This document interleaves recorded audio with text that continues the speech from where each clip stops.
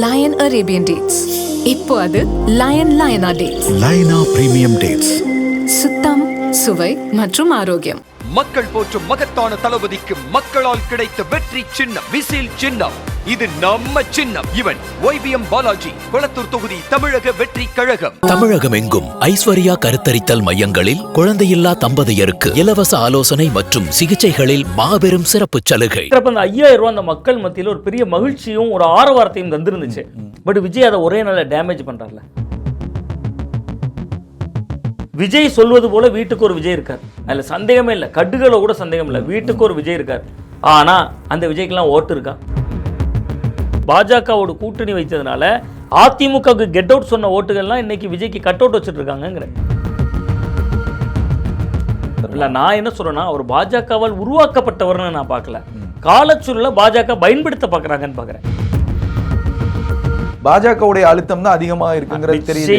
ஆனா ஏன் அதை விஜய் பேச மாட்டாருங்கிற ஒரு விஷயம் இருக்கு. 100% அழுத்தம் இருக்கு. நான் இன்னும் உடைத்து சொல்றதா, விஜய் பாஜகவுக்கு பயப்படுகிறார். நாடாளுமன்றத்தில் அவர்களோடு 22 எம்பிக்கள் இருக்காங்க, மக்களவையில் மட்டும். மாநிலங்களவையில் 10க்கும் அதிகமான எம்பிக்கள் இருக்காங்க. தமிழ்நாட்டில் ஒரு ஆட்சி கட்டில் இருக்காங்க. இந்தியா கூட்டணின்னு ஒரு கூட்டணி இருக்கு, ஒரு 10-15 கட்சிகள் இருக்கு. இது எதுவுமே இல்லாம ஆட்சியில் பங்கு, அதிகாரத்தில் பங்குன்னு கூப்பிட்டும் யாருமே வராத விஜய் கிட்ட நீ பாஜக வத்துட்டுனா அது அச்சம் இருக்கு அவருக்கு. திரிசா வீட்டிலேருந்து அவர் வெளியே வரணுங்கிறது அது பெரிய அளவில் ஒரு கண்டனமாகவே பேசப்பட்டுச்சு. ஒரு தலைவருடைய இந்த டாக்குங்கிறது தனிப்பட்ட விமர்சனம் என்பது ஒரு மிகவும் ஒரு அவதூறான ஒரு விஷயம். கிட்டத்தட்ட ஒரு பண்பட்ட மனிதராகத்தான் இருந்தார். ஆனால் ஏன் இப்படியான ஒரு வார்த்தைகளை விடுறாருங்கிறதுக்கு பின்னாடி தான் நம்ம இன்னொரு விஷயம் புரிந்து கொள்ள வேண்டியது. அண்ணாமலை ரீஎன்ட்ரிங்கிறாங்க, அண்ணாமலைக்கு முக்கிய பொறுப்பு வருங்கிறாங்க. இதெல்லாம் நயனா நாகேந்திரனை தூங்க விடுமா? களத்துக்கு வரல, மக்களை ரொம்ப சந்திக்கல, மக்கள் மன்றத்தில் ஒரு பெரிய மாற்றத்தை உருவாக்கல. பட் இதில் பெரிய அதிர்ச்சி யாருக்கு இருக்குன்னா, தேர்தல் முடிஞ்சோன்னே எல்லாரும் சொல்கிறோம் திமுக அதிர்ச்சி, அதிமுக அதிர்ச்சி, விஜய்க்கு தான் அதிர்ச்சி காத்திருக்கு. சார் வணக்கம். சார் வணக்கம். தாவேகாவுடைய சமீபத்திய மாநாடு உங்களுக்கு தெரியும், பொதுக்கூட்டம். பிரச்சாரங்களை முன்னெடுக்க தாவேகா தேர்தல் பணிகளை மும்முரம் காட்டுறாங்க. தொடர்ந்து நம்ம பார்க்குறோம் விஜயுடைய எல்லா பிரச்சாரங்கள்லையுமே திமுக அட்டாக்குங்கிறது தொடர்ந்து கண்டினியூ ஆகுது. இந்த பிரச்சாரத்திலையும் திமுகவுடைய அட்டாக் இருந்துச்சு. ஆனால் வழக்கம் போல் என்னென்னா, ஒரு அட்வான்ஸாக இருந்த ஒரு விஷயம் என்னென்னா, காலையிலே முதல்வர் அந்த 5000 ரூபாய் அறிவித்த உடனே நிறைய எதிர்ப்புகளும் இருந்துச்சு, ஒரு பக்கம் ஆதரவும் இருந்துச்சு. ஆனால் எதிர்ப்பை மட்டுமே விஜய் எடுத்து அதுக்கான பிரச்சாரங்கள்லாம் பண்ணார். ஒட்டுமொத்தமாக அவருடைய ஸ்பீச்சை நீங்கள் எப்படி சார் பார்க்குறீங்க? விஜய் அவர்களுடைய பேச்சு என்பது நிச்சயமாக அது மக்களை ஈர்க்கக்கூடிய ஒரு உரையாடல் தான். அது குறிப்பாக அவர் தரப்பு ரசிகர்களை, அவர்களுடைய தொண்டர்களை இருக்கக்கூடிய ஒரு உரையாடலாக தான் இருந்துச்சு. பட் அவர் வழக்கம் போலவே பாஜக எதிர்ப்பை தவிர்த்திருக்கிறார். அந்த ஒரு இடம் கவனிக்கப்பட வேண்டிய இடம். இன்னொன்று, அவர் தொடர்ந்து களத்தில் ஒரு விஷயம் சொல்லிட்டே இருக்காரு. இந்த தேர்தல் 2 முனை போட்டி தான், ஒன்று திமுக, இன்னொன்று தாவேகா அப்படிங்கிறது. அதைத்தான் மீண்டும் போய் நிலைநிறுவுறார். இன்னொன்று மிக முக்கியமான விஷயம் என்னன்னா, நான்லாம் கடைக்கோடி பகுதிகளில் இருந்து வரேன், தென் மாவட்டங்கள்ல இருந்து வரேன். அங்க பாக்குறப்ப அந்த 5000 ரூபாய் அந்த மக்கள் மத்தியில் ஒரு பெரிய மகிழ்ச்சியும் ஒரு ஆரவாரத்தையும் தந்திருந்துச்சு. பட் விஜய் அதை ஒரே நாள்ல டேமேஜ் பண்றாருல. நீங்க அந்த உரையாடல் மிக முக்கியமானது. விஜய் சொல்றாருல, நீங்க உங்களுக்கு 1000, 2000, 5000 எவ்வளவு வேணுமோ தருவாங்க, தர்றதை வாங்கிக்கங்க, அவங்க காதலே விசில் ஊதுங்கிறார். அப்ப இது கிரவுண்ட்ல போய் சேரும். நீங்க விஜய் பேச்சு என்பது நீங்க ஒரு எடப்பாடி பழனிசாமி அவருடைய பேச்சு மாதிரியோ, ஒரு சீமான் அவருடைய பேச்சு மாதிரியோ, ஏன் MK ஸ்டாலின் அவருடைய பேச்சுக்கு இணையாகவோ நம்ம ஒப்பிட முடியாது. அந்த உரைகள் எல்லாம் ஒரு அரசியல் மையப்பட்ட உரை. ஆனா விஜயனுடைய உரைகளை நம்ம மேலோட்டமா இருக்குன்னு சொல்றோம். ஆனா எல்லா உரைகளையும் நம்ம ஒரு மறுபரிசீலனை பண்ணி பார்த்தோம்னா ஒரு உணர்ச்சி வயப்பட்ட உரையாகவும் இருக்கும். அது தொண்டன் தன்னோட கனெக்ட் பண்ணிக்குவான். நீங்க அவருடைய ரசிகர்களை சொல்றேன், நான் சராசரி மக்களை சொல்றேன், நான் எல்லா தரப்பு மக்களையும் சொல்லல. பட் ஆனா அவருக்குன்னு ஒரு ரசிகர் கூட்டம் இருக்குல்ல, அந்த தொண்டை நம்ம தலைவன் என்ன சொல்றான் பாரு. வள்ளுவர் 1330 குறள் எழுதியிருக்காருங்க. அந்த 1330 குறள் எழுதின வள்ளுவருக்கு கன்னியாகுமரி நடுவுல சிலை அமைச்சது கலைஞர் கருணாநிதி அவர்கள். 133 அடி உயரத்தில் ஒரு கம்பீரமான சிலை அமைக்கிறார். இன்னைக்கும் நீங்க நார்த் இந்தியால இருந்து வந்தீங்கன்னா, கன்னியாகுமரிக்கு வந்தீங்கன்னா 2 அடையாளங்கள் தான். ஒன்று விவேகானந்த நினைவில்லம், பக்கத்துல வானுயர்ந்த வள்ளுவருடைய சிலை. அந்த விவேகானந்த நினைவில்லத்தில் போய் பார்த்தீங்கன்னா ஒரு இந்துத்துவ கொடி பறக்கும். அதுக்கு பதில் சொல்றதா அங்க திராவிட குறியீடா ஒரு வள்ளுவர் கம்பீரமா நிற்கிறார். அப்ப அந்த வள்ளுவர் சிலையை நிறுவனது திமுக. அந்த வள்ளுவர் சிலையை கண்ணாடி பாலத்துல போய் பாருங்க நிறுவனது MK ஸ்டாலின் அரசு. அவர் எழுதின 1330 பாடல் இன்னைக்கு அந்த இளைஞர்களுக்கு தெரியலையே.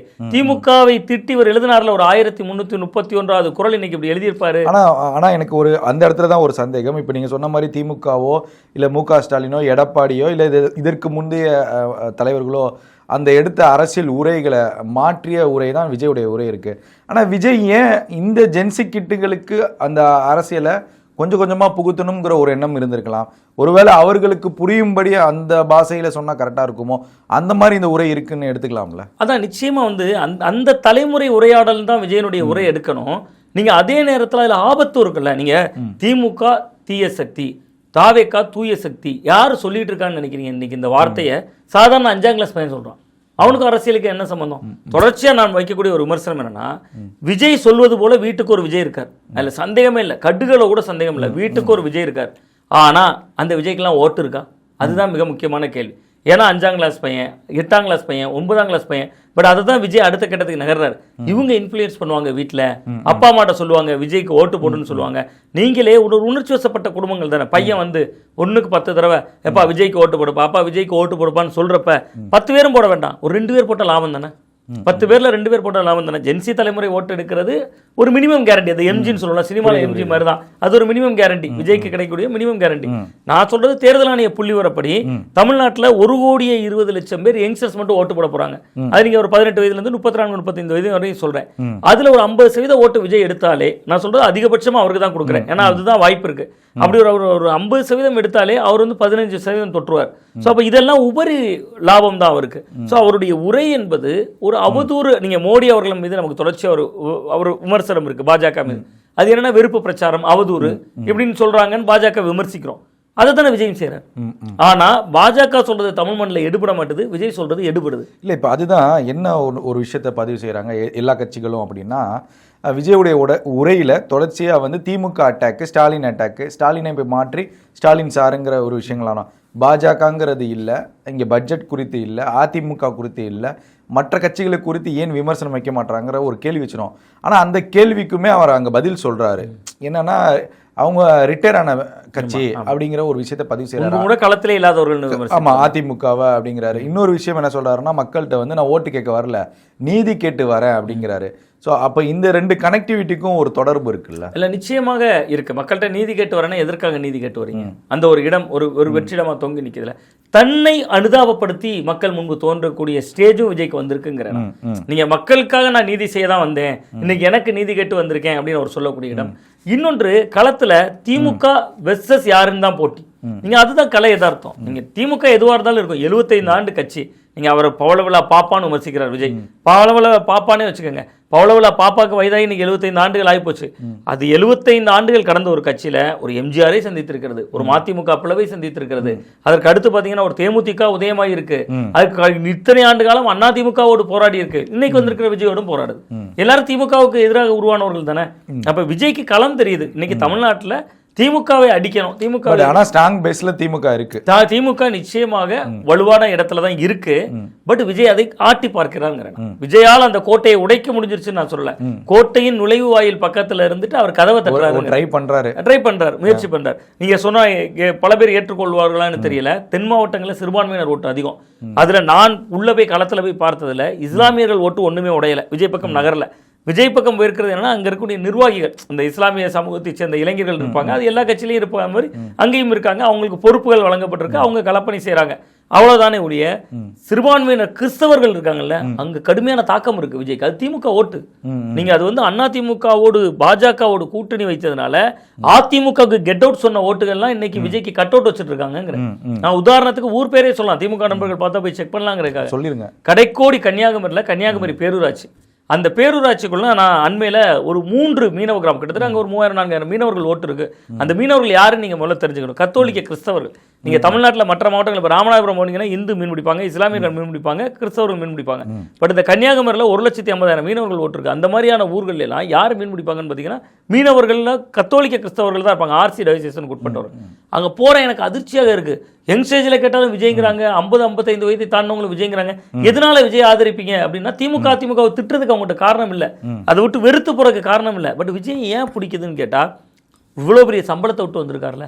நீங்க பொதுவாக நீங்க இப்படி பொருத்தி பாருங்க, சில சமூகம் உணர்ச்சி வசப்பட்ட சமூகமா இருக்கும். நீங்க அதுக்கு உதாரணம் சொல்லட்டுமா? எம்ஜிஆர் மீனவ நண்பன் நடிக்கிறார், படகோட்டி நடிக்கிறார். படகோட்டி நடிக்கிறப்ப தரைமேல் பிறக்க வைத்தா எங்களை கண்ணீரில் மிதக்க விட்டாய்கிறார். அந்த பாட்டை இன்னைக்கும் நீங்க சர்ச்சில் ஒரு திருவிழான்னா மீனவ கிராமத்துல முதல்ல போறான், சென்சேஷனலா அதை வந்து ஒரு உணர்றான், உள்வாங்குறான். இதே மாதிரிதான் விஜய் அங்க அந்த குடும்பம் சொல்ற இல்லம் தோறும் போயிட்டேன், வீடு தோறும் போயிட்டேன். அந்த மாதிரி மீனவர் சமூகம் மாதிரி கொஞ்சம் உணர்ச்சி வசப்பட்ட சமூகம். நீங்கள் ஒன்றுமே இல்லை, அந்த ஊரில் போயிட்டு அந்த மக்கள்கிட்ட போயிட்டு மோடியால் உங்களுக்கு இவ்வளோ ஆபத்து அவ்வளோ ஆபத்துனா உடனே ஒரு 5000 பேர் திரண்டுருவாங்க.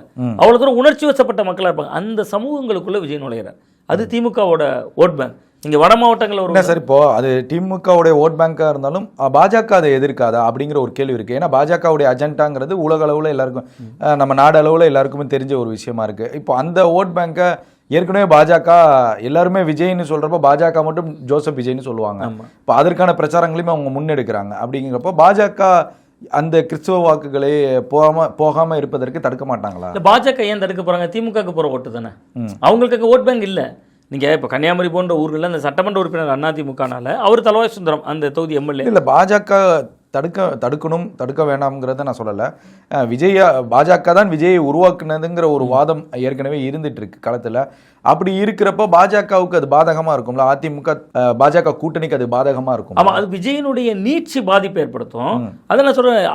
பாஜக என்ன அனுமானிக்கிறாங்கன்னா அவர் திமுக ஓட்டை பெரிதாக உடைப்பார் நம்புறாங்க. ஒன்று குறிப்பாக நான் உடைத்து சொல்வதாக இருந்தால் சிறுபான்மையின கிறிஸ்தவர்கள் வாக்கள். ஏன்னா இந்தியாவில் குறிப்பாக நம்ம தமிழ்நாட்டில் கிறிஸ்தவர்களுக்கான ஒரு முதல்வர் வேட்பாளர்னு முதல்ல தமிழ்நாட்டில் இவ்வளவு ஃபோர்ஸாக ஒரு ஃபிகர் வந்திருக்காருன்னா அது விஜய் தான். ஸோ அந்த இடத்தை சிறுபான்மையினர் கொஞ்சம் அனலைஸ் பண்ணுறாங்க. அதனால தான் உங்களுக்கு காங்கிரஸ்கிட்ட ஒரு தடுமாற்றம் தெரியுது. இங்கே காங்கிரஸ் தடமாறுதுன்னா காரணம் என்ன? காங்கிரஸ் நம்பி இருக்கிறது சிறுபான்மையினர் ஓட்டு வங்கி. நீங்கள் தமிழ்நாட்டில் காங்கிரஸ் கட்சி நீங்கள் 2014 ஒரு முன்னுதாரணம் யாசர். அனைத்து கட்சிகளும் தனித்தனியாக தேர்தலில் சந்திச்சாங்க. காங்கிரஸ் 4% ஓட்டு வாங்கினாங்க. தமிழ்நாட்டிலே அவங்க 2000 வாங்கினது ஒன்று சிவகங்கை, இன்னொன்று கன்னியாகுமரி. கன்னியாகுமரியில் யார் ஓட்டு போட்டால் முழுக்க சிறுபான்மையினர் ஓட்டு. அந்த தேர்தலில் திமுகவும் காங்கிரஸும் தனியாக நின்றனால சிறுபான்மையினர் குழம்பிட்டாங்க, யார் ஆதரிக்கிறதுன்னு தெரியாம. அந்த இடைவெளியில பாஜக உள்ள நுழைஞ்சிருச்சு. அந்த தேர்தல் தாக்கத்தை தானே இப்ப ஏற்படுத்தணும். அந்த கால்குலேஷன் இப்ப பொருந்ததுன்னா காரணம் நீங்க இன்னொன்னு புரிஞ்சுக்கணும். அதே 2014 அந்த தொகுதியில் ஜெயிச்சது பொன் ராதாகிருஷ்ணன், அவர் மத்திய அமைச்சராகிறார். அப்ப அவங்களுக்கு அந்த கால்குலேஷன் ஒர்க் அவுட் ஆகுதுல. இங்க சிறுபான்மையினர் ஓட்டை இவர் எடுத்தாருன்னா விஜய் பாஜக உருவாக்குன ஆளுங்கிறது பிரதிபலிச்சிரும்ல மக்கள் மத்தியில் அப்படிங்கிற ஒரு தாக்கம் வந்துடும். இல்ல நான் என்ன சொல்றேன்னா ஒரு பாஜகவால் உருவாக்கப்பட்டவர்னு நான் பார்க்கல, காலச்சூழல பாஜக பயன்படுத்த பாக்குறாங்கன்னு பாக்குறேன். நீங்க பாஜக விஜயை உருவாக்கி இவ்வளவு காலமா அந்த வாதத்தை அவங்க வைக்கிறாங்க. அது மக்கள் மத்தியில திமுக சொன்னது சரியோ இல்ல அப்படிங்கிற ஒரு வாதம் மக்கள் இடத்துல வந்துரும்ல. இல்ல மக்கள் மன்றத்துல நீங்க நான் என்ன சொல்றேன்னா ரொம்ப சீரியஸா பாஜகல இருந்து என்ன உரையாடல் வருது, முக ஸ்டாலின் கிட்ட என்ன உரையாடல் வருதுன்னு கவனிக்கிறத விட நான் சொன்னா பல பேர் நம்ப மாட்டாங்க, ரொம்ப அதிர்ச்சியா இருக்கும். விஜயனுடைய உரையாடலை மக்கள் கவனிக்கிறாங்க. ஏன்னா அவர் என்னைக்காவது வெளியில வர்றாரு. நீங்க டெய்லி பேசுறாங்க மற்ற கட்சிகள். எடப்பாடி பழனிசாமி அவர்கள் சேலத்துல இருந்தாலும் பிரச்சனை சந்திக்கிறாரு, சென்னை. அது ஒரு ஸ்ட்ராட்டஜியா அவங்க பயன்படுத்துறாங்க. கரெக்டா இருக்கும்னு தோணுது அவங்களுக்கு. இல்ல அது நிச்சயமாக அது மக்களால் கவனிக்கப்படுது. நீங்க இதே விஜய் பனையூரை விட்டு வெளியே வான்னு சொல்றீங்க. அவர் பனையூர்ல இருந்து பரமக்குடிக்கு ஒரு நாள் வராரு, ஒரு நாள் திண்டுக்கல் வர, ஒரு நாள் தேனி வராரு, ஒரு நாள் இது வராருன்னு வச்சுக்கலேன். விஜய் தானே இன்னைக்கு விட்டா நாளைக்கு பார்க்கலாம்னு தோணிடும். இங்க விஜய் தானே இன்னைக்கு வந்தாரு, இன்னைக்கு என்ன திருநெல்வேலி வந்தாரு, அப்பா நாளைக்கு நாரில் இருந்தார். ஒரு படம் 5 தேட்டர்ல ஓடும்.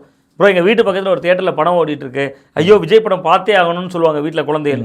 இல்லை இந்த படம் தேட்டரை விட்டு போயிடுச்சு, சரி பக்கத்து தேட்டரில் ஓடுது நான் கூட்டு போறேன்னு சொல்லுவோம்ல. அந்த மாதிரி அரசியலில் தான் ஆயிடக்கூடாதுன்னு நினைக்கிறேன். நீங்கள் பக்கத்து தேட்டருங்கிற ஆப்ஷனுக்கு போயிடக்கூடாது. விஜய்னா ஒரு பிரம்மாண்டம், விஜய்னா ஒரு மறைபொருள்னு சொல்லுவாங்க. ஒரு மறைத்து வைக்கப்பட்ட பொருளுக்கு வேல்யூ அதிகம். என்னைக்குனாலும் மண்ணுக்கு கீழே இருக்கனால தானே வைரத்துக்கு விலை இருக்கு, என்னைக்காவது தரிசனம் கொடுக்கறதானே இதா இருக்கு. அது மாதிரி விஜய் தன்னை நினைத்துக் கொள்கிறாங்க. ஸோ அந்த அடிப்படையில் அவங்க அதை ஒரு ஸ்ட்ராட்டஜியா பண்றாங்க. நான் இந்த நொடியிலும் நான் என்ன சொல்றேன்னா, இல்லை சார் அது நீண்ட கால அரசியலுக்கு அது எடுபடாது. இல்லை நிச்சயமா எடுபடாது. மக்களோடு இருந்தால்தான் ஓட்டு கிடைக்கும். இன்னைக்கு முதல்வர் ஸ்டாலின் போறாரு, ஒரு பக்கம் எடப்பாடி போறாரு, பாஜகவை சேர்ந்த அமித்ஷா நடந்து போறாரு, மோடி வந்தாலும் நடந்து போறாரு. இப்போ அண்ணாமலையும் நமக்கு யாத்திரை போனார் தமிழ்நாடு முழுவதும். இப்படி இருக்கிற தலைவர்கள் மத்தியில் மக்கள் அதை உணர்ந்துட்டாங்க, இந்த மாதிரி தலைவர்கள் இருப்பாங்கன்ட்டு. இப்போ என்னைக்காவது வர்றது இந்த தேர்தலுக்கு பிரதிபலிக்கும். ஆனால் நீண்ட கால அரசியலுக்கு விஜய்க்கு அது பிரதிபலிக்கும். அதுதான் நான் ரொம்ப முக்கியமான ஒரு இடம் குறிப்பிட விரும்புகிறேன். இந்தியாவிலேயே மக்களுக்காக மக்களோடு களத்தில் நிற்கக்கூடிய அமைப்பு அல்லது இயக்கம் நீங்கள் மிக முக்கியமாக பார்த்தீங்கன்னா மார்க்சிஸ்ட் கம்யூனிஸ்ட், இந்திய கம்யூனிஸ்ட். அவங்களோட இடம் என்ன? இன்னைக்கு எப்பொழுதுமே மக்களோடு இருப்பாங்க, எப்பொழுதுமே மக்களோடு உரையாடல் செய்வாங்க. நாட்டுக்கே பிரதமராக இருக்கார், 11 ஆண்டுகள் மோடி இருக்கார். நீங்க சொல்ற மாதிரி அவர் பொதுக்கூட்டங்கள் வராரு, நிகழ்ச்சிகளில் போறாரு. இன்னைக்கு நம்ம செய்தியாளர்களை சந்திச்சிருக்காரு. பாராளுமன்ற வளாகத்தில் பத்திரிகையாளர்கள் எதிரில் வந்தோன்னு ஓ மை காட்னு சொன்னவர். ஆனா அவர் இன்னைக்கு மங்கி பாத்துங்கிற கூடிய முறையில தான் பேசிட்டு இருக்காரு. ஆனா நம்ம என்ன சொல்றோம், ஒரு பிரபலமான ஆங்கில இதழில் அவரை பேட்டி எடுத்தவர்கள் கொடுத்த பேட்டி நம்ம பார்க்குறோம். விஜய ஒரு ஒப்பீட்டுக்காக சொல்றேன். ஸோ ரெண்டும் ஒரே கேட்டகரியில் பொருந்தி வருது. இதையெல்லாம் வைத்துக்கொண்டு நாம் விஜய் பாஜக தான் இறக்கியிருக்காங்க என்பது ஒரு எனக்கு என்னுடைய பார்வையில், நான் என்னுடைய ஒரு அபிமானத்தில் அது சரியான அணுகுமுறையில். ஒருவேளை பாஜகவை விஜய் தான் இறக்கியிருக்குன்னா இன்னைக்கு நேற்று இல்லை இந்த பஞ்சாயத்து. 2017 தமிழிசை சவுந்தரராஜன் அவர்கள் பாஜகவுடைய தலைவராக இருக்காங்க. அவருடைய படம் வெளியாகுது மெர்சல். ஜிஎஸ்டி பிரச்சனையை பேசுகிறாரு.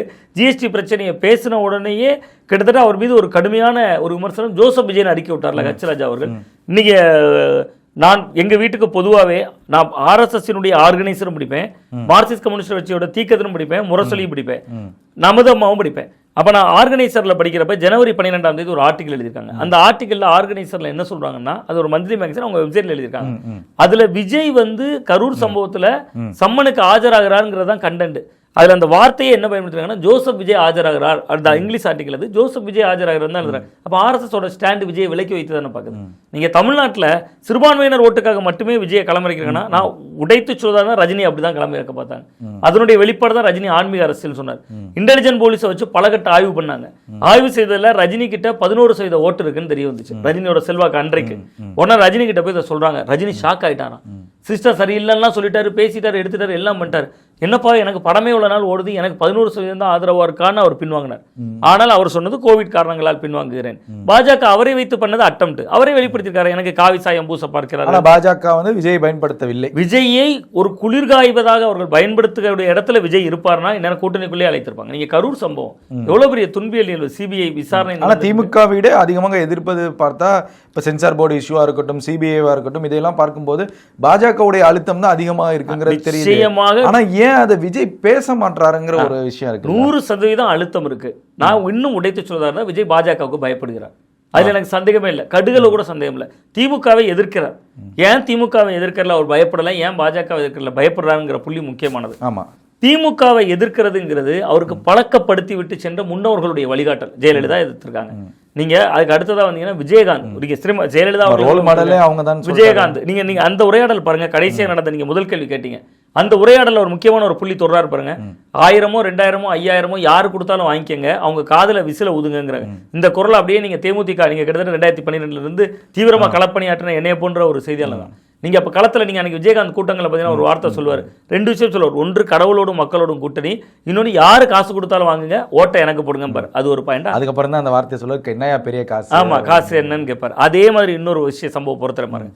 நேற்று அவர் சொல்றாரு, 1% ஓட்டு வாங்க முடியுமா உங்களால சொந்தமா கட்சி தொடங்கி. இதே இதை என்னுடைய நினைவு சரியாக இருந்தா 2010-12 காலகட்டங்களில் விஜயகாந்த் குமுத ரிப்போர்ட்டர் நாளிதழுக்கு அட்டைப்பட பேட்டியாக வந்திருந்துச்சு.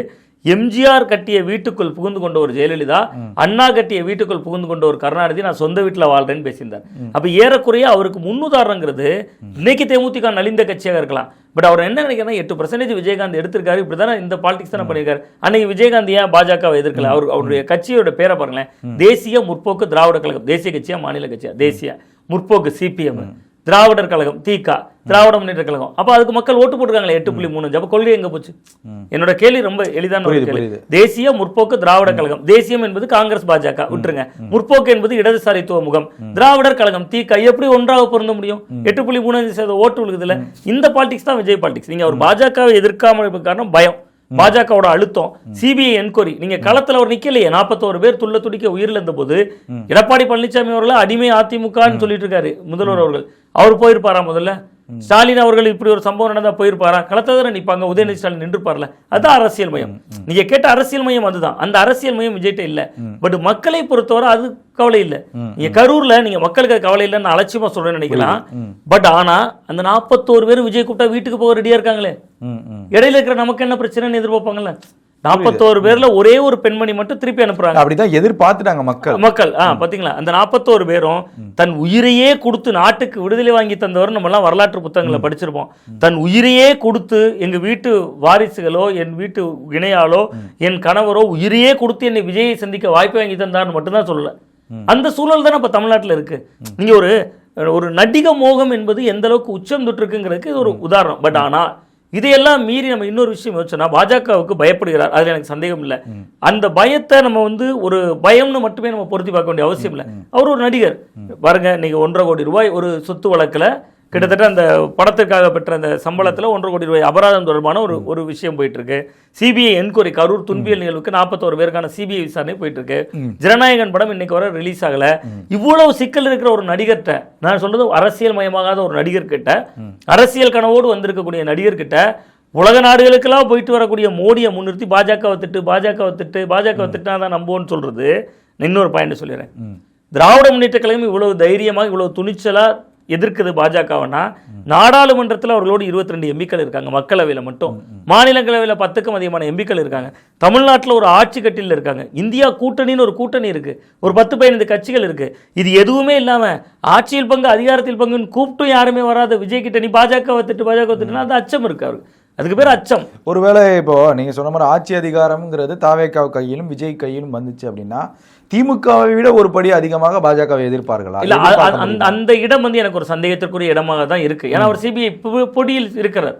சிபிஐ பொறி அந்த வளையத்துக்குள்ள போயிட்டாரு. நீங்க ஒரு பாஜகவை எதிர்ப்பது என்பது உறுதிய நிலைப்பாட்டில் இருந்தா 2024 நாடாளுமன்ற தேர்தலில் ஏன் பார்வையாளராக இருக்காரு? அப்பவே கட்சி ஆரம்பிச்சிட்டாரு. கட்சி ஆரம்பித்து அது 2 ஆண்டுகள் ஆன காலகட்டம் தானே. 24 என்பது 1 ஆண்டான காலகட்டம் தானே. விக்கிரவாண்டி மாநாடெல்லாம் முடித்த காலகட்டம் தானே. நம்முடைய இலக்கு சட்டமன்ற தேர்தல் தான். ஈரோடு கிழக்கு இடைத்தேர்தலை புறக்கணிச்சிங்க, லாஜிக் இருக்கு. ஒரு பை எலெக்ஷன் ஆளுங்கட்சி தான் ஜெயிக்கும். ஒரு பார்லிமெண்ட் எலெக்ஷனை புறக்கணிக்கிறீங்க, பார்வையாளராக போறீங்க. வந்தா சிஎம்மா தான் வருவேன்.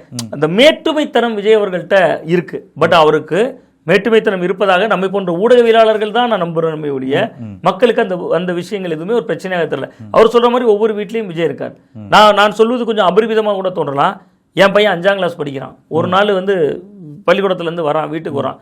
என் மகளுக்கு 2 வயது ஆகுது. 2 பேரும் சேர்ந்து டான்ஸ் ஆடிட்டு இருக்காங்க. நான் என்னடா ஆடுறாங்கன்னு சொல்லிட்டு இப்படி எட்டி போய் பார்க்குறேன். அங்கே போய் பார்த்தா ஓம் சக்தி பராசக்தி திமுக ஒரு தீய சக்தின்னு பாட்டு போகிறான். 5ஆம் கிளாஸ் படிக்கிற பையன். எனக்கு ரொம்ப அதிர்ச்சி. அவனை கூப்பிட்டேன், எங்க வா, திமுக இதுவரை சமூக நீதி, சமத்துவம், சகோதரத்துவம் என்னெல்லாம் விஷயம் பண்ணியிருக்காங்க, காலேஜுக்கு என்ன கொடுக்குறாங்க, பள்ளிக்கூடத்துக்கு என்ன கொடுக்குறாங்க எல்லாம் சொல்லி இப்போ கூட காலை உணவு திட்டம் கொண்டு வந்துருக்கா. நீ நல்ல வசதியான. இப்போ இதில் தான் எனக்கு ஒரு சந்தேகமாக இருக்குது சார். இப்போ இந்த 5ஆம் வகுப்பு மாணவர்கள்ட்ட கூட இந்த விஷயத்தை போய் கொண்டு போய் சேர்த்துட்டாங்களா? ஒருவேளை Vijay left in the politics அப்படின்னா இந்த தாக்கம்ங்கிறது வேற மாதிரி ஒரு திசையை நோக்கி போகும். நிச்சயமா போகும். அது ஒரு அபாயம். அதுதான் நான் சொல்றேன். நீங்க தீய சக்தி தூய சக்திங்கிற வாதம் இருக்குல்ல, விஜய் நல்லவன், விஜய் ஒரு புனிதமானவன் சொல்லுங்க, தப்பு இல்லை. நீங்க பேசுறத வீடுகளில் பேசி பொருள், அதுல குழந்தைகள் பேசுறாங்கல்ல, ஒரு பெரிய பிரசித்தி பெற்ற ஒரு இந்த பேரண்டிங் பண்றவங்க கேட்டீங்கன்னா ஒரு அழகான வார்த்தை சொல்லுவாங்க. குழந்தைகள் கெட்ட வார்த்தை பேசுவதில்லை, கேட்ட வார்த்தை தான் பேசுகிறதுமா. இது ஏறக்குறைய ஒரு கெட்ட வார்த்தை ஸ்டைல் தான். நீங்க ஒரு கட்சியை, ஒரு அமைப்பை, ஒரு இயக்கத்தை தீய சக்தி ஜெயலலிதா சொன்னாங்க, தரவுகளோட சொன்னாங்க.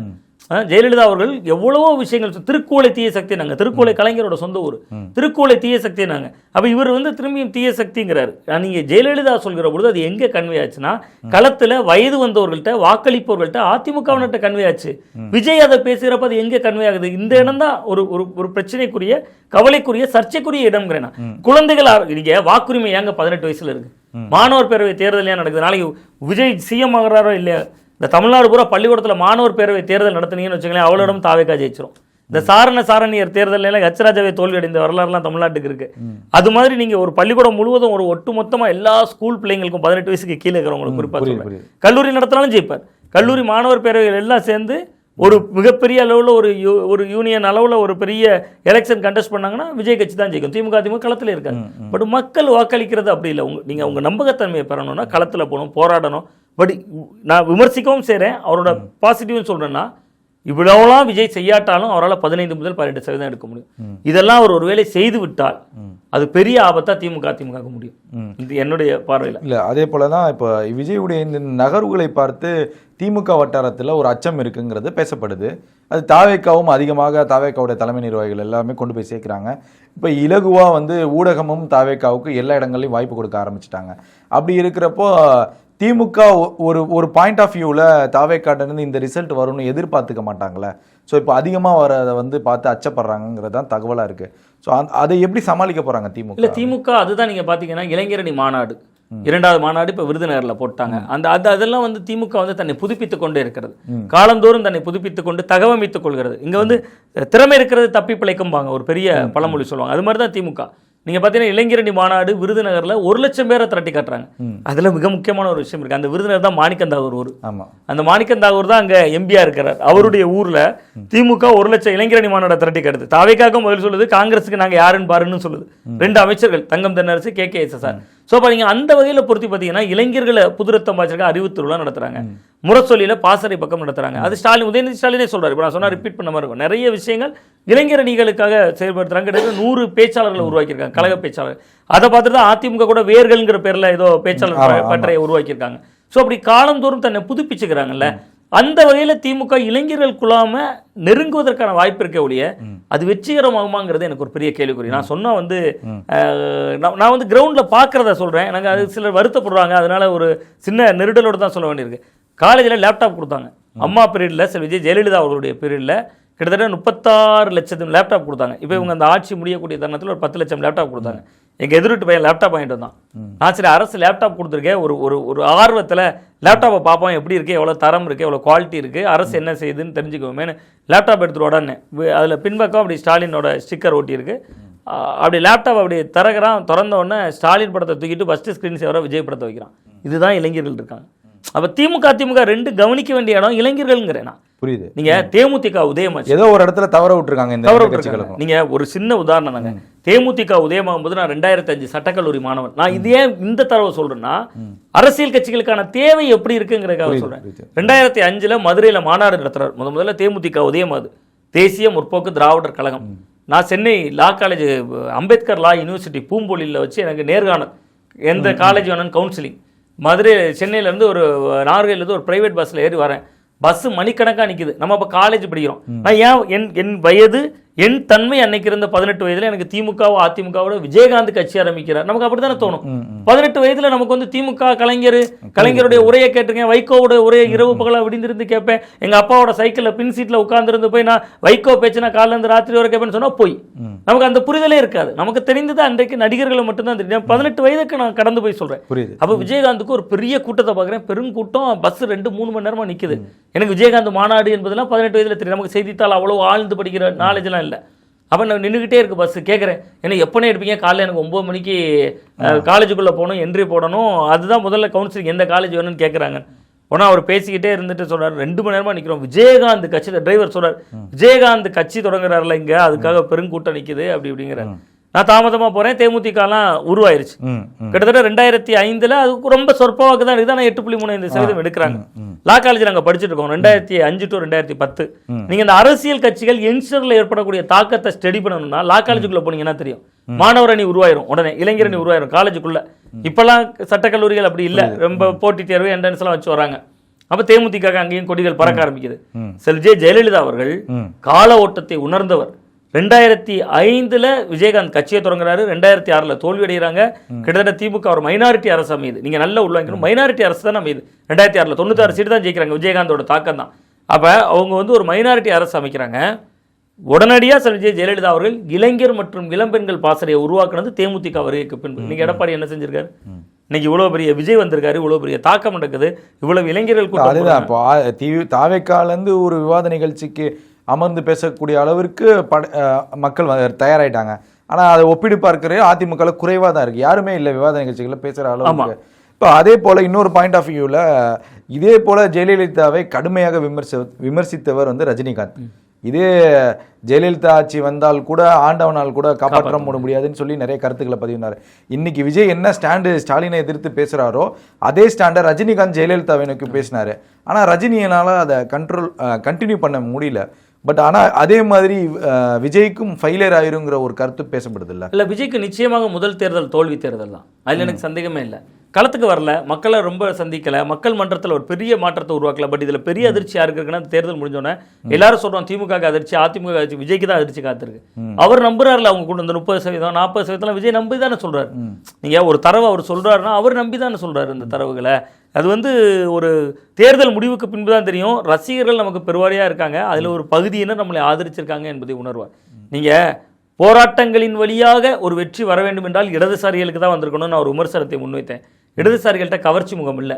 நீங்க விஜய் என்கிற ஒரு கவர்ச்சி முகம் ஒரு போராட்ட களத்துக்குள்ள வருதுன்னு வச்சுங்களேன், அதனுடைய வேல்யூஸ் வேற ஒன்றா மாறும். கண்டிப்பா. நீங்க சுப உதயகுமார் நல்ல உதாரணம். மிக அருமையான சூழல் போராளி, கூடங்குளம் அணு உலை எதிர்ப்பு போராட்டத்துல களத்துல நிற்கிறார். நான் போகிற வழியில அவர் மேல பல விமர்சனங்கள் சொல்லுவான்னா, அந்த நேரத்தில் நம்ம ஊடகத்தில் இருக்கும்போது உங்களுக்கு அங்கேருந்து ஃபண்ட் வருது, இங்கேருந்து ஃபண்ட் வருது. எங்கள் ஊரில் இருந்து வர்ற வழியில் அவர் வீடு பறக்கை விளக்கு அப்படிங்கிறத ஒரு பஸ் ஸ்டாப். அந்த பஸ் ஸ்டாப்பில் பார்த்தீங்கன்னா பஸ் இறங்கி நிற்பார், இன்னைக்கு வரையும் நிற்பார். நான் காலையில் ஒரு 9 வரைக்கும் வந்தேன்னா, எங்கே சார் வண்டியை நிறுத்துவேன், அண்ணா எங்கனே போகிறீங்க அப்படிமே, இந்த ஹிண்டு காலேஜ் கிட்ட வரைக்கும் போகிறேன் தம்பி, பஸ்ஸுக்காக நிற்கிறேன் அப்படிமே. வாங்கினே நான் கொண்டு விட்டுருவேன், நான் 2 வீலரில் ஏற்றி கூட்டு போன நாட்கள் இருக்குது, காரில் ஏற்றி கூட்டு போன நாட்கள் இருக்குன்னு வச்சுக்கோங்க. ஒரு உதாரணத்துக்கு சொல்கிறேன். புரியுது. அவர் அவ்வளோ தீவிரமாக கூடங்குளம் அணு உலை எதிர்ப்பு போராட்டத்தில் இருந்தார். உங்களுக்கு மீடியாவில் நீண்ட கால அனுபவம் உள்ளவர் தெரியும். எல்லா ஊடகங்களும் கூடங்குளத்தை நோக்கியே கேமரா வச்சுருந்தாங்க. அவர் 2014 பாராளுமன்ற தேர்தலில் கண்டஸ்ட் பண்ணாரு ஆம் ஆத்மி சார்பில். ஆமா. ஒரு நாள் அவர் வீட்டில் வச்சு மீட்டிங் நடக்கும்போது அவங்க சொல்லிட்டு இருக்காங்க, நமக்கும் பொன் ராதாகிருஷ்ணனுக்கு தான் போட்டினாங்கன்னா. அப்போ தான் அவர் வீட்டில் பேட்டி எடுக்க போயிருக்கேன். ஏடா எந்த உலகத்தில் இருக்கீங்க, இவ்வளோ பெரிய சூழல் போராளி, அவர் கூட இருக்கிறவங்களாம் இவ்வளோ முட்டாளாக இருக்கீங்களேன்ட்டு உள்ளே போயிட்டு நான் அங்கே ஒருத்தர் பாஸ்கர் நமக்கு நெருக்கமான ஒரு தோழர் அந்த நேரத்தில் இருந்தார். அவர்கிட்ட சொன்னேன், என்ன நீ சீரியஸாக சொல்லிட்டு இருக்கீங்க? ஆமாம், எங்களுக்கும் பொன் ராதாகிருஷ்ணனுக்கு தான் போட்டி. நான் சொன்னேன் 13,500 16,500 மேலே நீங்கள் எடுக்க முடியாதுன்னு. இல்லை கடற்கரை ஓட்டே 1,30,000 ஓட்டு இருக்குது, அவங்களாம் எங்களுக்கு தானே போடுவாங்க, அங்கே தானே கலப்பணி செஞ்சுருக்கோம் அப்படின்னு. தேர்தல் முடிஞ்சோடனே எனக்கு கால் பண்ணுங்கன்னு. எலெக்ஷன் முடிஞ்சோடனே கால் பண்ணார். 15,000 ஓட்டுக்குள்ளே தான் எடுத்தார். 14,000 15,000 எடுத்தார். பட் நீங்கள் ஒரு கவர்ச்சி தன்மை இல்லாத போராளிகளுக்கு வேல்யூஸ் இல்லை. இரோம் சர்மிளா உங்களுக்கு உதாரணம். எவ்வளோ ஓட்டு எடுத்தாங்கன்னு தெரியும் உங்களுக்கு. 100 150 தான் எடுத்தாங்க, 120 ஓட்டோ தான் எடுத்தாங்க. பட் நீங்கள் ஒரு கவர்ச்சி முகத்தோட போராட்டத்துக்கு போங்களேன், அதனுடைய வேல்யூஸ் எங்கே போகுது? அப்போ அந்த விஜய் அது போன்று மக்கள் பிரச்சனைகளை எடுத்து பேசுவோம், களத்துக்கு போவோம், ஒவ்வொரு ஊருக்கு போவோம், செய்கிற பொழுது அது வேல்யூஸ் ஆகும். இந்த தேர்தல் முடிவில் அதிர்ச்சி. ஆனால் வாய்ப்புகள் நிறைய இருந்தது, ஆனால் பயன்படுத்தலை. அவன் அதுதான் அவர் கரூர் சம்பவத்தில் துன்பியல் நிகழ்வுல சிக்கி கொண்டார்ல, அவர் அதுலேருந்து மீளவே இல்லை. ஒரு அரசியல்வாதி என்பவர் துயரங்களிலிருந்து மீண்டெழுபவராக இருக்க வேண்டும். நீங்க டிடிவி தினகரன் அவர்கள் உதாரணம் எடுத்துக்கங்களேன். நீங்க இன்னைக்கு டிடிவி தினகரன் அவர்கள் நீர்த்து போயிடுச்சு. ஆமாம், அது ஒரு பக்கம். பட் ஒரு காலகட்டத்தில் டிடிவி தினகரன் எப்படின்னா, அவர் வீட்டில் ஐடி ரைடு நடக்கும், அவர் கோமாதாக்கு பூஜை பண்ணிட்டு இருப்பாரு. கிரவுண்ட்ல எப்படி கடத்தப்படும் அந்த அதிமுக முக்கிய நிர்வாகிகளை பார்க்க முடியாது இருந்தாரு. அப்போ உங்களுக்கு அப்படி இருக்கணும் கிரவுண்ட்ல. இன்னைக்கு பிரஸ் எப்படி டீல் பண்றாரு டிடிவி, அது மாதிரியாவது பேசணும். நீங்கள் ஒவ்வொரு ஒரு செய்தியாளர்கள் சந்திப்பு நடத்தணும். கேட்டால் சொல்லுவாங்க, செய்தியாளர்கள் சந்திப்பு நடத்துறதுக்கு மட்டுமே போதுமா?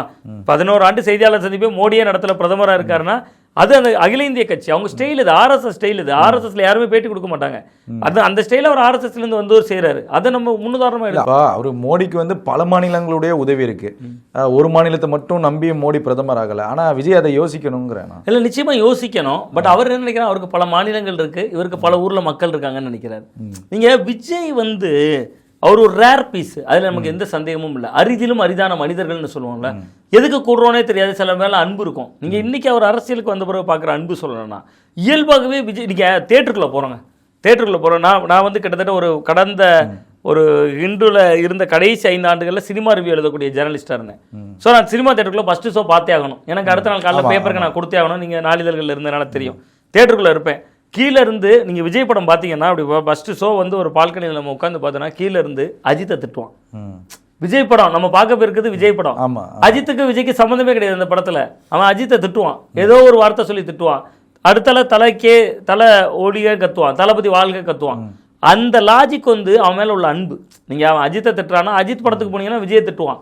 பட் அந்த போட்டியை இப்போ எப்படி மாற்றிருக்காரு பாருங்க. திமுகவா தாவேக்காவா, எப்போ ஒரு எதிரி தான் வைக்க முடியும் ஒரு நடிகனால. அந்த சினிமா ஸ்டைலே போயிட்டு, சினிமா ஸ்டைல் தான் இது. சிம்பிளா சொல்ல போனா எம்ஜிஆர் சிவாஜி, ரஜினி கமல், சிம்பு தனுஷ், சிவகார்த்திகேயன் யார் வைக்கலாம்னு தெரியல, விஜய் அஜித்.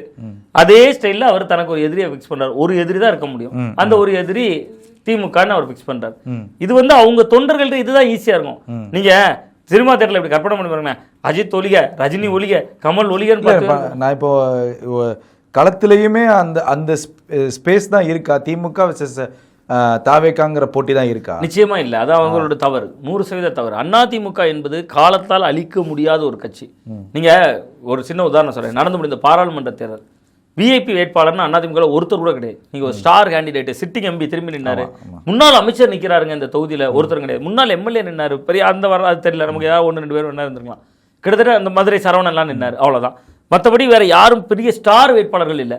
எடப்பாடி பழனிசாமி பிரச்சாரம் வசீகரமா இருந்துச்சு. மோடியை கிளிகளின் கிழிச்சா 2014 மோடியா லேடியான்னு கேட்ட கட்சி. அப்படியும் இல்லை, மாநில சுயாட்சியினர். இன்னைக்கு நம்ம பேசுறோம்ல சார், நீங்க 2000 ரூபா தாரன்னு சொல்றேன். எடப்பாடி பார்லிமெண்ட் எலெக்ஷன் தேர்தல் வைக்கிற 4000 ரூபா தாரன்னு சொல்லியிருந்தாரு. ஆட்சிக்கு வரப்போறாரு இந்தியா பூரா. அப்படி ஒரு காமெடியா அந்த எலெக்ஷனை டீல் பண்ணாங்க. அதாவது ஒரு வழி இல்லாம ஒரு தேர்தல் வருது, நீங்க வீட்டுல 4 நாமளும் தேர்தலை நிக்கணுமேங்கிற மாதிரி நின்னாங்க. வீட்டுல சொல்லலாம் நல்ல வயிற்று பசியோட சாப்பிட போவோம். அன்னைக்குன்னு பார்த்து பாகக்காய் பொரியல், பாகக்காய் குழம்பு, பாகக்காயில் ஒரு கூட்டு செஞ்சு புட்லான்னு ஒன்று வச்சிருக்கேன், எங்கள் அம்மா கொண்டு வைக்கிறாங்கன்னு வச்சுக்கோங்களேன். வயிறும் பசிக்குது, வேற வழியே இல்லை, சாப்பிட்டே ஆகணும். இவ்வளவுமே பாகக்காயாவா சாப்பிட்றது நமக்கு ஒரு கசப்பு இருக்கும். அது மாதிரி தான் தேர்தலை சந்திச்சு அதிமுக 21% ஓட்டு எடுத்தாங்க. நீங்க விஜய்ங்கிற ஒரு ஃபிகரை நம்ம இவ்வளவு நாள் சேர்ந்து நம்ம ஜேர்னலிஸ்ட் பெரும்பாலும் கணிக்கிறது 15% ஓட்டு எடுப்பார். அப்ப அதிமுக அது வந்து கான்ஃபிடென்ட் லெவல்ல அவங்களும் இருக்காங்க, தாவேக்காவும். ஆமா, அந்த 15% இல்ல 15% அவங்களுக்கு மினிமம் கேரண்டின்னு நம்ம நினைக்கிறோம். பட் அவங்க நினைக்கிறது அவங்கள வந்து ஒரு அவங்க 30+ல 30+ல தானே நினைக்கிறாங்க. அவங்க 30+ன்னு நினைக்கிறாங்க, 30க்கு அண்டர்ல இருக்கிறவங்க நம்ம ஓட்டுந்தான்னு நினைக்கிறாங்க. இப்போ அதே போல் குறிப்பாக வந்து விஜய் வந்து பேசினதுக்கப்புறம் அதிமுகவும் கடுமையான விமர்சனங்களை வச்சுட்டு இருக்காங்க. இப்போ செல்லூர் ராஜா இருக்கட்டும், எல்லா முன்னாள் அமைச்சர்களும் விஜயை திட்டக்கூடிய விஷயங்கள்லாம் பார்க்க முடியுது. ஒரு படி போய் பாஜகவுடைய தலைவராக இருக்கக்கூடிய நயினார் டைரெக்டாகவே ஒரு அட்டாக்கு போயிட்டாரு. அந்த செய்திகளை நீங்கள் பார்த்துருப்பீங்க. திரிசா வீட்டிலேருந்து அவர் வெளியே வரணுங்கிறது அது பெரிய அளவில் ஒரு கண்டனமாகவே பேசப்பட்டுச்சு. ஒரு தலைவருடைய இந்த டாக்குங்கிறது கரெக்டாக இருக்குமா? இல்லை, நயினா நாகேந்திரன் அவர்கள் வந்து ஒரு தனிப்பட்ட விமர்சனம் என்பது ஒரு மிகவும் ஒரு அவதூறான ஒரு விஷயம். கிட்டத்தட்ட ஒரு பண்பட்ட மனிதராகத்தான் இருந்தார். ஆனால் ஏன் இப்படியான ஒரு வார்த்தைகளை விடுறாருங்கிறதுக்கு பின்னாடி தான் நம்ம இன்னொரு விஷயம் புரிந்து கொள்ள வேண்டிய 2 சந்தேகங்கள் வருது. ஒன்று, நீங்கள் தொடக்கத்தில் கேட்டபாரு பாஜக அவரை எதிராக நிறுத்துகிறதா அப்படிங்கிற ஒரு சந்தேகமும் இதுக்குள்ள இருக்கு. அல்லது பாஜக கூட்டணிக்குள்ள இவர் போவே மாட்டாரு, இவர் வந்து நமக்கு சரியான எதிரியாகவும் மாறிட்டாருங்கிற ஒரு அச்சமாக கூட இருக்கலாம். நீங்க பாஜக ஓட்டை உடைக்கிறாருங்க. நான் வந்து விஜய் வந்து நான் தான் சொன்னேன், சிறுபான்மையினர் ஓட்டை எடுப்பது திமுகவுக்கு ஆபத்து. நான் எல்லாமே என்னுடைய வாழ்க்கையில் நான் பார்த்த நண்பர்கள் முன்னுதாரணங்கள் நிறைய சொன்னேன். என் ஃப்ரெண்டு ஒரு பையன் இருக்கான், குஜராத்தில் இருந்து இங்கே வந்து நாகர்கோயிலில் வந்து தொழில் பண்ணக்கூடியவன், பெரிய வர்த்தகம், கிட்டத்தட்ட அவனுக்கு மாதம் ஒரு 6-7 லட்ச ரூபா சம்பாதிக்கக்கூடியவன் வச்சுக்கோங்களேன். ஜிஎஸ்டிலாம் முறையாக கட்டி அந்த வார்த்தையை சொல்லிக்கிறேன். அப்போ ஒரு 6-7 லட்ச ரூபா சம்பாதிக்கக்கூடியவன். அவன் வந்து தீவிரமான மோடி பற்றாளர். ஏன்னா குஜராத்தில் இருந்தான், தீவிரமான மோடி பற்றாளர். அவன் வந்து விஜய் வந்து அரசியலுக்குள்ளே வந்தோன்னா டெய்லி விஜயை ஸ்டேட்டஸாக வைக்கிறது, விஜயோட பாட்டு மெல்லினமே மெல்லினமே. நம்ம வேண்டி உனக்கே 40 வயசாயிருச்சு, இன்னும் மெல்லினமே மெல்லினமே மெல்லிய காதல் பூக்கும். இன்னைக்கு லவர்ஸில் பேசுகிறோம், அது வேற. மெல்லிய காதல் பூக்கும் வைக்கிறேன், தளபதி காண்டி வச்சிருக்கேன், அதில் பாரு அவரோட ஃபேஸை பாரு, அவ்வளோ ரசனையாக சொல்லுவான். திடீர்னு பார்த்தா பழையபடி மோடி ஸ்டேட்டஸாக வைக்க ஆரம்பிக்கிறான். நான் கேட்குறேன், இது என்ன உனக்கு என்ன மாற்றம்? இல்லை, பிஜேபி எல்லாம் திட்டுறாரு. இப்போ இல்லை, நான் சொல்கிறேன் கொள்கை சொல்லி உடனே. அப்போ அந்த சேஞ்ச் பிஜேபிக்குள்ளேயும் இருக்கு. நீங்கள் இப்போ இடபிள்யூஎஸ்னு ஒரு கம்யூனிட்டி சொல்லுவாங்க, எக்கனாமிக்கலி வீக்கர் செக்ஷன், ஒரு 10% இடஒதுக்கீடு கொடுத்தாங்க. அந்த ஓட்டெலாம் அது வந்து எங்கள் கன்னியாகுமரி மாவட்டத்தில் கொஞ்சம் கணிசமாக இருக்காங்க. இப்போ கூட ஒரு அமைப்பு தென்னக மக்கள் இயக்கம் இதுக்கே உருவாக்கி அவனை போராட்டம் பண்ணுறது, ஆர்ப்பாட்டம் பண்ணுறது, இங்கே தமிழ்நாட்டிலே அமல்படுத்துங்கன்னு சொல்லி பொதுக்கூட்டம்லாம் போடுறதுன்னு பண்ணிட்டு இருக்காங்க. அந்த மாதிரியான சர்க்கிளில் இருக்கக்கூடிய மக்கள் வந்து கண்ணை மூடிட்டு பிஜேபிக்கு போட்டுருந்தான். பட் அந்த சர்க்கிள்லேயே ஓட்ட போடுறாரு விஜய். அப்போ அவங்களோட கோர் ஓட்டு நம்பக்கூடியதில் எல்லா கட்சிக்குமே அந்த பாதிப்பு இருக்கு. அதனால நயினா நாகேந்திரன் ஒரு பதட்டத்தில் பேசியிருக்காருன்னு தான் நான் பார்க்குறேன். அவருக்கு ஏற்பட்ட அழுத்தங்களும் இருந்திருக்கலாம். ஏன்னா அண்ணாமலை காலத்தில் பாஜக எப்படி இருந்தது, தனிப்பட்ட வகையில் அவரே நிறைய பிரச்சனைகள் சூழ்ந்துதானே இன்னைக்கு இருக்காரு. அண்ணாமலை ரீஎன்ட்ரிங்கிறாங்க, அண்ணாமலைக்கு முக்கிய பொறுப்பு வருங்கிறாங்க. இதெல்லாம் நயினா நாகேந்திரனை தூங்க விடுமா? கனவை சொல்லுங்கன்னு சிஎம் கேட்குறாரு. தூங்கினா தானே கனவு வரும். எதிர்கட்சியில் தூங்க விடணும்ல, தூங்க விடாம கனவை சொல்லுங்க 5000 ரூபா கொடுத்துட்டாங்க. ஸோ இதெல்லாம் சேர்த்து அவர்கள் இருக்கிறோம் என்கிற இருப்பை காட்டுவதற்காக பேசுறாங்கன்னு தான் பார்க்குறேன். அண்ணாமலை பல அதிரடிகளாக பேசுறாரு. திமுக ஊழல் ஃபைல் சொல்லிட்டாரு, கவனம் குவித்தாரு. இன்னைக்கு அந்த ஊழல் ஃபைல்ஸால் கவனம் குவித்ததை விட இவர் திரிசாவை பற்றி பேசி ஃபேமஸ் ஆகிட்டார்ல ஒரே நாளில். நயினா நாகேந்திரன் பாஜகவின் மாநில தலைவர். ஒரு ஜென்சி தலைமுறையை கூப்பிட்டு தெரியுமா? நேற்று வர தெரியாது. என் கணிப்பு சரினா அரசியல் ஆர்வம் உள்ளவர்களுக்கு தெரியலாம், நயினா நாகேந்திரன் தொகுதியை சார்ந்தவங்களுக்கு தெரியும். அவருமே அந்த ஸ்டைல் வந்துட்டார் போல. நம்ம விஜய் எதிர்த்தா விஜய் நம்மளை எதிர்ப்பாங்க, அந்த மாதிரி இப்போ நம்மளும் ஒரு ஜென்சியாக இறங்கி கீழே கிரவுண்டில் இறங்கி அடிக்கிறது போல அது மாதிரி பேசிட்டு தான் நாங்கள் வேண்டும் என்று முடிவுக்கு வந்து விட்டார் போல. இது மிக மிக ஆபத்தானது. ஏன்னா நீங்கள் வந்து கிட்டத்தட்ட நான் எதற்காக இதை சொல்கிறேன்னா, தேசிய மகளிர் ஆணையம் இருக்கு, அதுல போய் திரிஷா நாளைக்கு புகார் கொடுத்தா என்ன ஆகும்? நீங்க ஒரு அமைப்பு இருக்கு, மாநில மகளிர் ஆணையம் இருக்கு. மாநில மகளிர் ஆணையம் போக முடியாது, திமுக ஆட்சி. இல்ல இப்ப அதுதான் பொங்கிட்டாங்க, தேசிய மகளிர் ஆணையம் போயிட்டாங்கங்கிற கேள்விலாம் வந்துருச்சு. ஆமா, தேசிய மகளிர் ஆணையமும் போக முடியாது, பாஜக ஆட்சி. இந்த காரணத்தை ஹைலைட் பண்ணி திரிஷா நாளைக்கு ஒரு வீடியோ போட்டா தமிழ்நாட்டு பிஜேபியோட நிலைமை என்ன? ஸோ அப்போ அரசியல் என்பது நம்ம வந்து லைம்லைட்டில் இருக்கிறதுக்காக செயல்படுறது இல்லை. நம்ம வந்து ஒரு ஒரு ஒரு ஒரு குறைந்தபட்ச அக்கறையோடு அந்த வார்த்தைகளை ஒதுக்கணும். நயினா நாகேந்திரன் போன்றவர்கள் பண்பட்டவர்கள், அவருக்கு ஏன் இப்படி புண்பட்ட வார்த்தைகளை பேசுகிறாங்க என்பது அவர்களுக்கு தான் வெளிச்சம். பாப்பா சார் பொறுத்து இருந்து பார்ப்போம். பல்வேறு கேள்விக்கு பதில் தவங்க. நன்றி, ரொம்ப நன்றி, ரொம்ப நன்றி.